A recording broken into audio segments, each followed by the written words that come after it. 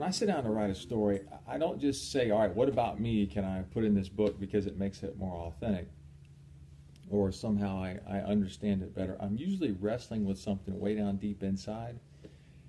And as I wrestle with that, the story that takes place comes up and out of my personal experience.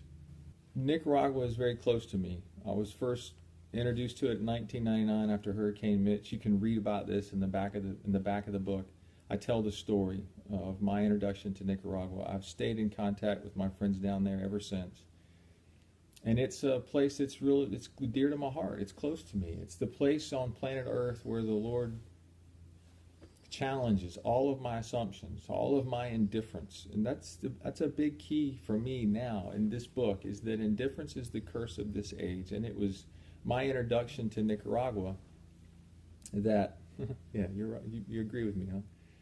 It was my introduction to Nicaragua that introduced me really to my own indifference, how I really don't see the poor, how I spend $3 or $4 on a coffee without blinking, and that there are people on this planet who don't make that in working a couple of days, that I'm sitting in an air-conditioned house with a groomed dog and a truck with air conditioning and a GPS and a laptop and an iPad, and I take these things for granted, and yet my friends in Nicaragua have dirt floors and leaky roofs and no medical care. And so being down there did some stuff in me and broke some stuff loose in me that found its way out in that story.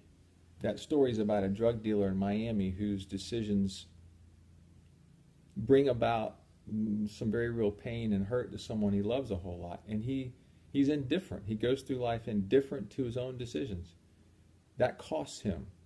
And he ends up having to go to Nicaragua to rescue somebody that he loves a whole lot.